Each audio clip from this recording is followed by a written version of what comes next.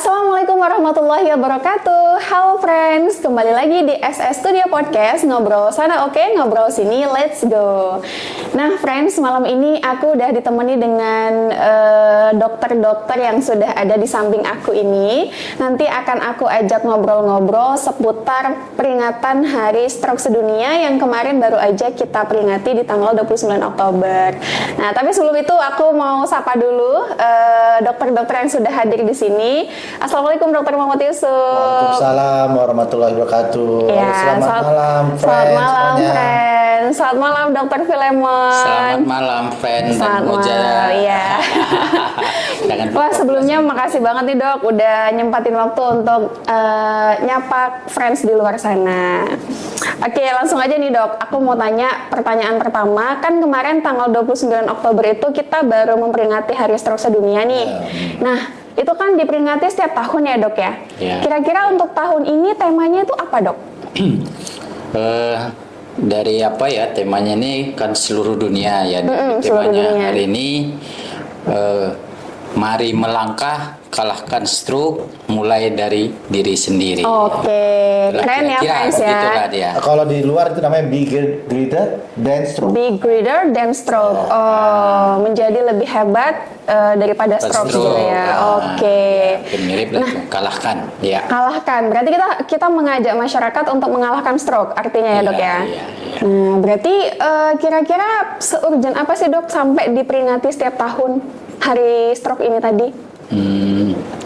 Kalau menurut kita sih sebenarnya ya stroke ini masih urgent. Kenapa? Ini kan masih menjadi suatu apa ya beban ya untuk di seluruh dunia ini. Karena ini kasus tetap masih tinggi ya. Saya bilang ya mungkin satu kasus per 3 detiknya itu masih bisa. Angka kematian, kecacatan yang masih cukup tinggi ya. Kecacatan nomor 1 lah penyakit. Kemudian kematian itu sekarang nomor 2 setelah penyakit jantung kan. Itu Jadi memang betul-betul masih ya aware. Masih sangat urgent ya friends. Oke, berarti friends di luar sana juga harus pada aware nih. Nah dok, kalau misalnya ngomongin tentang stroke nih, ini dokter-dokter kan juga salah satu yang menangani penyakit stroke nih ya dok. Boleh diceritain nggak ada pengalaman unik apa sih kira-kira selama menangani pasien stroke? Mungkin dari dokter Yusuf dulu kayaknya ada nih dari. Ya jadi kalau yang ada yang dukanya kalau menangani pasien stroke, ada yang juga yang istilahnya menyenangkan ya. Jadi yang dukanya dulu deh. Kadang-kadang kita udah capek-capek datang ke rumah sakit buru-buru nangani pasien stroke, karena kalau pasien stroke biasanya kalau datang kena stroke kan yang ngantar itu bisa satu keluarga, saking banyaknya sehingga begitu mau kita rencanakan tindakan trombolisis yang menghancurkan sumbatan tersebut atau kita lakukan tindakan yang lebih tinggi lagi dengan operasi itu minta persetujuan. Jadi masalah di situ, begitu minta persetujuan yang satu bilang enggak, yang satu boleh, satu enggak, akhirnya enggak jadi. Nah, capek-capek kita datang jam 2 malam menunggu pasien, nggak jadi. Itu kadang-kadang dukanya, karena masyarakat masih takut momok kalau melakukan tindakan pasien-pasien stroke tersebut. Itu yang harus kita lawan. Yang kedua yang kadang-kadang yang kita suka citanya dengan menangani pasien stroke ini, ada hal yang saya alami agak sedikit ya lucu juga. Jadi ada pasien-pasien stroke ini pernah saya tangani, dia serangan di kantornya, dibawa keluar kawan-kawannya kena lumpuh, tangan yang sebelah kiri dibawa lari ke rumah sakit cepat. 15 menit nyampe di rumah sakit. Saya kebetulan datang di telepon, setengah jam sampai itu kita lakukan tindakan. Jadi istrinya datanglah buru-buru tuh kan. Kita bilang ini mau kita gini-gini kan kena stroke. Wah, istrinya tanpa apa teken aja persetujuan. Karena dibilang sama setuju langsung kita trombolisis. Jadi waktu itu 1 jam lah selesai. Cepat sekali memang prosesnya, kita trombolisis. Begitu selesai trombolisis kan dimasukkan ruangan ICU. Begitu di dalam ruangan ICU habis obat, pasiennya langsung bergerak normal. Dari nggak bisa bergerak sama sekali normal. Masuklah istrinya datang. Terus dia bilang, kenapa suamiku kok sehat kok nggak ada apa-apa, kenapa kelihatan gini. Wah, dia protes. Komplain ya, Dok, ya? Komplain dia, kenapa pasiennya, istri suaminya nggak ada apa-apa kok, kenapa harus ditandatangani ini? Iya. Wah, ini Heran lah ya, kok udah sehat gitu. Sehat. Padahal itu gara-gara obat yang kita berikan. Yang tindakan tadi ya, Dok, ya? Prinsip pasien stroke itu kalau makin cepat hasil pemulihannya sempurna. Kalau telat dia dilakukan 1 jam, itu beda dilakukan dengan 2 jam hasilnya. Apalagi sudah 5 jam atau yang sudah 1 hari. Makin cepat makin bagus. Ada kasus kedua, ini security dia, kejadiannya tengah malam jam 2 pagi dia lagi jaga, tiba-tiba kena, kan kalau security jaga sampai malam ya. Sampai begadang. Kena serangan stroke, bawa ke rumah sakit pagi-pagi subuh itu, kena bulan puasa, saya datang lah, kena habis sahur saya datang ke sana, dia kita trombolisis. Itu kita trombolisis itu kita kasih obat sumbatan. Begitu selesai trombolisis, udah berapa siangnya saya datang lagi, dia bilang, "Dok, saya minta pulang lah," katanya. Padahal pasien stroke itu harus dievaluasi, diawasi selama 24 jam karena obat itu masih berefek. Wah, udah bisa, saya nunggu orang udah kuat. Iya, karena udah ngerasa nggak kenapa-napa gitu ya, Dok. Betul. Efektif berarti ya, Dok. Ya, itu pulih sempurna. Pulih sempurna. Ya. Wah, Masya Kalau Allah. cepat. Kalau cepat. Nah, ingat ya friends, jadi kalau nemu sama pasien stroke harus cepat ya, Dok. Segera dibawa ke rumah sakit. Segera bawa ke rumah sakit. Oke, kalau Dokter Filemon gimana nih pengalaman uniknya? Kalau ada nggak? pengalaman unik kayaknya sudah diborong ini sama. Sudah diborong. Kayaknya banyak, ada juga Dok. yang unik-unik ya. Gimana Mungkin tuh? Kita ada juga kerja di rumah sakit ya, agak sekitar 20 kilo lah dari kota Medan ini ya. Jadi di sana ya seperti ini juga ya, mungkin di sana artinya pengetahuan masyarakat tentang stroke ini ya masih minim.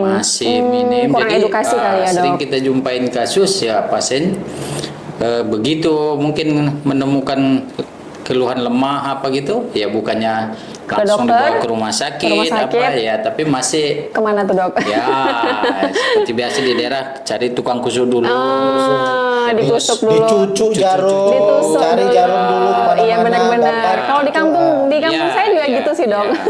Setelah itu baru ke rumah sakit. Rumah sakit seperti dibilang Dokter Yusuf tadi. Wah, itu langsung rame masuk. UGD minta cepat ditanganin. Dan setelah di follow up ya, namanya juga sudah mungkin melewati golden priority ya kan. Bagaimana lah perkembangannya kan. Nah, besoknya sudahlah. Wah, ini sengaja kami datang rame-rame cepat sini, tapi gini juga hasilnya, semalam masih bisa lagi nih ngangkat. Nah, ini makin nggak ngangkat, malah jadi komplain pula dia. Padahal waktu emasnya itu golden periodnya itu sudah ketinggalan. Berapa jam waktu golden periodnya? Ya, kalau bisa sih sebenarnya 4 jam setengah. 4 jam setengah. Harusnya udah dibawa. Ini udah ke tukang kusuk dulu, udah kemana-mana dulu, kayaknya udah lewat 1 hari ya, Dok ya. Karena sebenarnya kalau dari jarak memang 20 kilo dari sini, ada juga pernah pengalaman pegawai rumah sakit kita begitu kejadian suaminya telepon, langsung saya arahkan ke rumah sakit ya, langsunglah saya bilang ya rumah sakit yang terdekat, karena saya memang di Binjai yang dekat ke Bunda Tamrin, cepat dijangkau. Nah, ternyata masih dapat golden period itu ya. Nah, begitu karena informasi cepat Ibu, jangan usah banyak pertimbangan lagi, nggak usah banyak. Nggak usah banyak mikir lagi gitu ya, Dok. Langsung ambil mobil bawa ke Bunda Tamrin, dan begitu saya follow up memang bisa dapat dia sampai di Bunda Tamrin, mendapatkan pengobatan trombolisis istilahnya sekarang itu. Dan outcome-nya artinya keluarannya ya, Bapak itu kemarin kontrol sama saya sudah bisa normal. Jalan, ya udah normal kembali, bagus ya, sampai sekarang juga masih kontrol. Nah, itulah. Berarti kurang lebih hampir. Yang satu lagi, ini pengalaman saya nih. Kalau pasien-pasien saya, pasien-pasien udah stroke, terus kalau udah ditrombolisis bagus, lupa dia kontrol lagi karena dianggap normal. Padahal itulah kadang kalau manusia sudah ya, kena stroke, walaupun sudah kita trombolisis normal, dia harus menjaga faktor risikonya. Satu lagi, dia makan obat.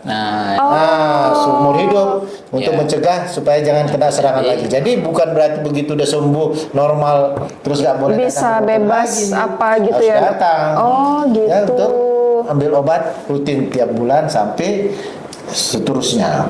Berarti harus umur hidup tadi ya, Dok? Harus Ya? umur hidup karena Umur hidup faktor ya? risikonya harus dijaga terus supaya bisa, karena itu kalau nggak dijaga sumbatan lagi dia, stroke lagi dia.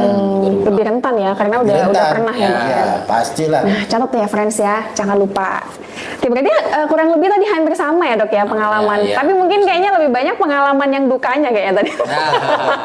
Dibandingkan Sama Dr. Plemon nih. Iya. Sama Dr. Plemon Mungkin pernah ya. kita nunggu sampai jam 2 jam 3 ya. Oh, tak iya. jadi juga. untuk menunggu keputusan tadi itu ya, Dok ya, Iya, karena saking Keputusan. Karena kita kadang mungkin- keputusan sudah ada, ya instrumen atau Instrumen nggak orang siap, juga kadang nggak kurang, siap. masih belum. Ya. Ya inilah yang harus kita lawan ya, Wah, friends ya, kita jadi- lawan. Itulah tadi Begitu makanya kena dia stroke, harus kita sama-sama dorong nih ya, friends semua. ya. Masih banyak yang harus kita Mari perbaiki kita melangkah, ternyata. ya. Nah, oke Dok, kita ini ada yang menarik saya nih di pandangan kita ini ada sebuah penghargaan saya Iya, lihat. iya. Ini katanya kemarin Ini 3 nampak nggak sebuah? ada 3 ya, benar. Betul. Saya dengar nih kemarin para dokter-dokter ini mendapatkan penghargaan Diamond Status nih. Boleh diceritakan kronologinya seperti apa nih, Dok? Jadi ini sebenarnya bukan kami dapat penghargaan ini Dari adalah rumah sakit. tim. Jadi tim Dari tim rumah sakit. Oke. Jadi rumah sakit sekarang ini di Medan yang menangani stroke, ya. Jadi yang kita sebut dengan rumah sakit rujukan stroke. Ini saya sebutkan aja, ini ada rumah sakit Bunda Tamrin. Bunda Tamrin, Ini oke. mendapat Diamond Status. Diamond Status. Ini Oke. ada juga rumah sakit Murni Teguh. Murni Teguh ini yang ini ya. Ini Bunda juga Tamrin. mendapat Diamond Status. Jadi Diamond Status ini salah satu penghargaan award yang diberikan oleh World Stroke Organization melalui oke. dari Angels tadi ya, organisasi Angels yang Semua Angels. jadi setiap rumah sakit yang bisa, ini ada berapa? 4 kriteria. Yang paling tinggi diamond, di bawahnya ada platinum, Oke. ada gold, ada ready stroke.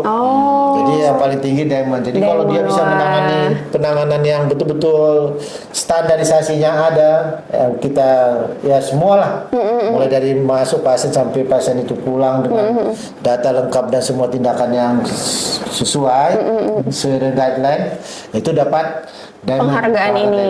Ini yang kita Oke. dapat. Ini rumah sakit yang dapat nih, tim. Wah, Jadi keren banget. Dr. Flemon di Murni Teguh, saya di Bunda Tamrin, kita bekerja sama-sama tim membuat ini sehingga mendapat Wah, keren banget ini bisa mau mantik tim yang lain juga mungkin Iya, ya, Dok ya. iya, ini kan- Untuk bisa lebih meningkatkan sama-sama bisa seperti ini gitu Iya, ya, Dok Ya, ya. kalau bisa rumah sakit di Medan ini Iya. juga ini Semuanya. mengejar diamond status ini juga supaya banyak rumah sakit yang bisa menangani pasien stroke Stroke akut dengan- rujukan ya dengan baik dengan namanya trombolisis atau dengan tindakan trombektomi. Trombektomi itu salah satu Trombektomi. tindakan melalui alat neurointervensi cath lab ya dari kateter otak dan buka sumbatannya Sumbatan. tersebut Oke. dengan alat. Itu juga bisa dikerjakan di rumah sakit di Medan ya. Mudah-mudahan banyak.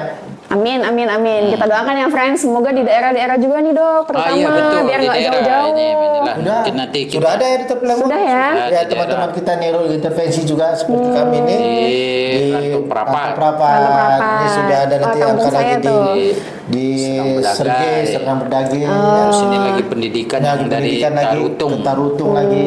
Tapi masih beberapa aja, Dok Masih, ya. ya. Belum rata ya. Belum Kita rata, doakan masih ya, di Kota friends. Medan, ya. Semoga biar bisa merata. Wah, keren banget nih, Dok. Selamat ya, Dok. Saya ucapkan juga. Ini kemarin kita dapat di Abu Dhabi ya di Teplemon ya. ini Abu penyerahan. Dhabi, Dua kami berangkat di wah. Abu Dhabi. Ini Waduh. kisah yang menarik. Oke. Nih, saya Nah, sama gimana tuh, Dok? Sama dengan Dr. Flemon kami berangkat kan ya istilahnya kita nggak pakai travel ya Mon ya. Ya. Jalan sendiri. Jadi kadang-kadang kita bahasa Arab nggak pandai ya Mon. Sudah pasti. Yang lah, biasa nggak kita pandai. belajar bahasa di India, pakai Iya, bahasa India. bahasa- iya. Bahasa India campur bahasa isyarat.